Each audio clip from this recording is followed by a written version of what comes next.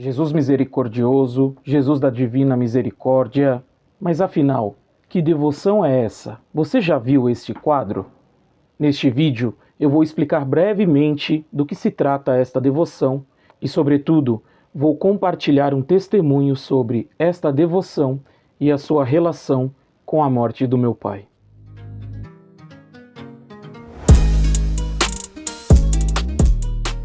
Que onda, raça? Você está em mais um vídeo do canal Catholic Cholo. Próximo domingo é o Domingo da Divina Misericórdia. O que é e em que consiste esta devoção? Como ou de onde surgiu? Bueno, hermanos, neste vídeo eu pretendo falar um pouco a respeito, mas mais do que isso. Este provavelmente é o vídeo com o conteúdo mais pessoal que eu já lancei aqui no canal Catholic Cholo. Eu vou compartilhar com vocês um testemunho, o meu testemunho, ou melhor, um testemunho sobre esta devoção e a sua relação com a morte do meu pai. Na vida da igreja, há diversas devoções: Sagrado Coração de Jesus, Preciosíssimo Sangue do Senhor, devoção às Santas Chagas de Cristo, devoção a Cristo Rei, Bom Pastor e diversas outras. E o que isso significa? Estamos tratando de pessoas diferentes? Não. Na verdade, o ato de se ter devoção a cada uma dessas características, momentos e situações específicas relativas ao Senhor é para que nós possamos vivenciar, ou melhor dizendo, sermos introduzidos nos mistérios relativos à salvação e a nosso Senhor e Salvador Jesus Cristo. Em outras palavras, nossa devoção a Cristo Rei é para salientar a majestade de nosso Senhor e o seu reino sobre todas as coisas, sobre o universo. Nossa devoção ao preciosíssimo sangue de Jesus é para salientar que foi com este sangue que ele lavou os pecados do mundo e que a salvação custou o preço do seu preciosíssimo sangue. Sendo assim, amigo, qual é o sentido da devoção à Divina Misericórdia? Bom, a devoção à Divina Misericórdia nada mais é do que uma forma de expressar a nossa confiança no amor infinito de Deus. A origem dessa devoção está na aparição de nosso Senhor Jesus Cristo misericordioso a uma santa polonesa, Santa Faustina Kowalska, no ano de 1931. Desta devoção se originou o quadro da Divina Misericórdia, quadro este que é nada mais nada menos do que uma pintura feita baseada nas visões que Santa Faustina teve de Nosso Senhor. No entanto, eu não vou me aprofundar no seu sentido, nos significados, nos símbolos, na simbologia do quadro, porque este vídeo ficaria muito longo. No entanto, eu peço, grave bem este quadro, pois ele vai ter fundamental importância no meu testemunho. Da devoção à Divina Misericórdia surgiu também a oração do Terço da Misericórdia. No ano de 1935, Nosso Senhor revelou a Santa Faustina esta oração como uma forma de aplacar a ira divina e pedir misericórdia para o mundo. Jesus também deixou uma promessa para Santa Faustina, para todos aqueles que rezassem fielmente e devotamente a oração do Terço da Misericórdia. Inclusive, eu vou deixar para falar a respeito dessa promessa ao final deste vídeo, quando estiver dando o meu testemunho.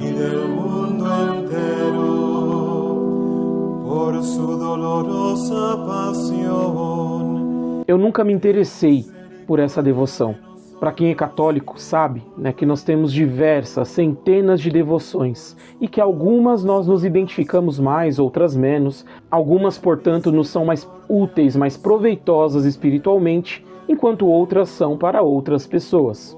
E dessa forma eu confesso que eu nunca havia me interessado pela devoção a Jesus misericordioso ou a Divina Misericórdia de Jesus. E foi então que em fevereiro do ano passado, 2025, numa visita à igreja de Santo Antônio de Santana Galvão, nosso querido santo brasileiro São Frei Galvão, eu estava ali pela igreja quando de repente sobre um dos altares laterais eu encontrei um pequeno papel, uma oração que continha a imagem de Jesus misericordioso. É essa aqui que eu carrego inclusive na minha carteira.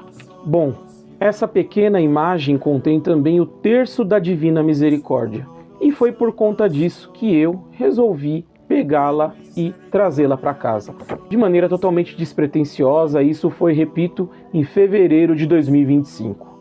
Muito bem, irmãos, por volta ainda de fevereiro de 2025, aconteceu outra coisa, no mínimo, curiosa. Certa vez eu encontrei na minha agenda, isso só para vocês entenderem o contexto, né? Eu trabalhando como professor, sempre utilizei uma agenda. Todo ano eu mudo de agenda para sempre manter a agenda atualizada daquele ano. E ali mexendo na minha agenda, né, eu encontrei no meio da agenda, e eu já tinha essa agenda ali há mais de 2 meses, comprei ela no final do ano anterior, eu encontrei uma imagem de Jesus misericordioso. Eu não lembro muito bem se eu encontrei dentro da agenda ou se essa imagem caiu no chão perto de mim quando eu estava na sala de aula ali com a agenda, mas o fato é que eu encontrei essa imagem de Jesus misericordioso. Vou mostrar aqui para vocês. Esta imagem, essa aqui é a minha agenda de 2025 e eu encontrei essa imagem que eu achei muito bonita. Como vocês podem ver, ela tem aqui alguns detalhes tipo brilhosos. E eu achei ela muito bonita e guardei na minha agenda, do jeito que eu coloquei aqui para vocês verem. Coloquei na parte de trás da minha agenda, na parte de trás da capa e deixei. Até então, normal. Pois bem, mas o que estava acontecendo ali no mês de fevereiro e que tem relação com isso tudo que eu estou falando? No mês de fevereiro, meu pai, ele vinha ali manifestando algumas dores que não passavam com remédio. Ele foi num médico que não descobriu exatamente o que era. Fomos vivendo ali uma situação que foi se agravando entre fevereiro e março. O meu pai, ele foi piorando ali no mês de março, né? As dores foram se agravando, foram piorando. Ele começou a ter dificuldade para fazer algumas atividades. A gente estava ali naquela preocupação, tentando descobrir o que era. E isso foi se intensificando até que chegamos no mês de abril. E em abril, no dia 9 de abril, o meu pai, ele após ir ao médico com meu irmão, né? Meu irmão levou ele no pronto atendimento, já tinha levado em vários prontos-socorros, hospitais, ele ficou internado. A princípio era uma UPA, né, no dia 9, e 2 dias depois saiu a transferência dele para o Hospital da Brasilândia, hospital que nós temos aqui na cidade de São Paulo. Chegando no hospital, meu pai, ele foi internado no dia 11, como disse, e na primeira visita que eu, meus irmãos, minha mãe, nós fomos fazer a ele, o que nós vimos quando chegamos no hall de entrada da parte da internação, onde os familiares aguardavam para poder visitar os seus entes queridos? Um quadro de Jesus misericordioso. Pois é, irmãos, no quadro, como vocês podem ver, está escrito aquela frase que foi dita, foi revelada por Jesus a Santa Faustina: Jesus, eu confio em vós. Naquele momento, né, no momento de tanta aflição, de tanta preocupação, tanto sofrimento, eu comecei a enxergar uma ligação entre aquelas coisas todas. Porque quando eu vi Jesus misericordioso ali, uma devoção que eu nem tinha, né, muita familiaridade, eu já associei, peraí, 2 meses atrás eu peguei uma imagenzinha de Jesus misericordioso na igreja. Mais ou menos na mesma época me apareceu uma outra imagem de Jesus misericordioso que eu guardei na minha agenda. E agora no hospital em que o meu pai está internado, tem um quadro gigante de Jesus misericordioso. Irmãos, qual a estranheza deste terceiro sinal? O hospital é um hospital público, um hospital novo, recém-inaugurado. Tem 2 pontos que me fizeram questionar naquela época. O primeiro é, hospital público, né? A gente está vivendo aí uma grande onda de laicismo, né? A gente percebe que símbolos religiosos estão sendo retirados de onde tradicionalmente eles pertenciam. Então, por exemplo, alguns tribunais já se levantou discussões, já se cogitou de retirar o crucifixo dos tribunais, de hospitais, e isso estamos falando de símbolos que estão ali há séculos. E esse foi o segundo ponto que me levantou estranheza. Afinal, é um hospital novo, recém-inaugurado, foi inaugurado na pandemia. Se fosse um hospital antigo, a gente poderia pensar, não, isso aí está há décadas e agora normal, né? Não tiraram. Mas não, ele foi colocado recentemente, já que o hospital foi inaugurado recentemente. E outro ponto mais impressionante, ao meu ver, era a imagem de Jesus misericordioso, né? Normalmente você encontra em hospitais e entidades públicas crucifixo. né? Isso é algo tradicional. Mas uma devoção específica, Jesus Misericordioso, o quadro de Santa Faustina Kowalska, isso eu achei um tanto quanto simbólico demais. Agora eu vou fazer um pequeno parênteses para falar rapidamente sobre o caso do meu pai. Meu pai foi um homem sempre trabalhador, literalmente uma pessoa que amava trabalhar. Ele dizia isso. Meu pai ele era cardiopata, havia tido um infarto 13 anos atrás e, portanto, a gente vivia tendo cuidado para que ele não fizesse muito esforço, mas não tinha jeito. Meu pai gostava muito de trabalhar e quando a gente chamava a atenção dele, ele dizia: eu estou feliz, eu estou fazendo o que eu gosto. Pois bem, o meu pai era um homem muito forte e muito saudável, tinha 73 anos e, inclusive, no último novembro de 2024, o meu pai, ele literalmente capinou um terreno gigantesco e ele passou ali dias trabalhando de manhã até a noite, carregando peso, cavando, tirando mato, coisa que nem eu aguento, entende? Por que eu tô contando isso? Pois bem, meu pai em dezembro começou a sentir algumas dores, em janeiro essas dores se intensificaram, inclusive o médico havia dito que ele estava com pneumonia, tratou a pneumonia, chegou fevereiro e essas dores persistiam. O médico disse que isso poderia ser resquício da pneumonia, que ele passaria ali 1 ou 2 meses e depois pararia de sentir dores, mas o fato é que as dores pioraram em março, como disse. Em abril, o meu pai foi internado. 9 de abril, meu pai foi internado. 11 de abril, houve a transferência para o Hospital da Brasilândia, onde tinha o quadro de Jesus Misericordioso. Nessa mesma semana, o meu pai ele foi para a UTI entre 13 ou 14 de abril. Ainda na UTI, assim que ele chegou, ele foi atendido por um padre, né, o nosso querido pároco, Padre Rafael, aqui da nossa comunidade mesmo, aqui do Morro. E o meu pai ele pôde se confessar, receber o sacramento da reconciliação e também a unção dos enfermos, anteriormente conhecida como extrema-unção. O sofrimento do meu pai se intensificou. No dia 21 de abril, ele foi entubado. E então chegamos no dia 27 de abril de 2025. Adivinhem que dia foi esse? 8ª de Páscoa e dia da Divina Misericórdia. No dia seguinte ao domingo da Divina Misericórdia, nós fomos chamados no hospital e então tivemos a notícia pela boca do médico que o meu pai estava prestes a falecer. Seus órgãos já estavam parando e que era o momento de nós nos despedirmos.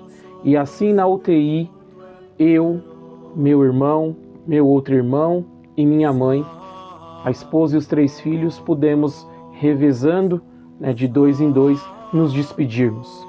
Posteriormente a isso, chegaram meu filho mais velho e meus sobrinhos mais velhos. Ou seja, o primogênito de cada filho, os 3 netos mais velhos, cada um filho de um dos filhos, pôde visitá-lo também.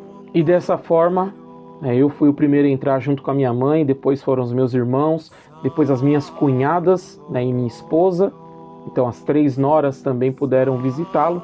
Depois os 3 netos, o mais velho do meu irmão mais velho, o mais velho do meu irmão do meio e o meu mais velho, puderam se despedir do meu pai.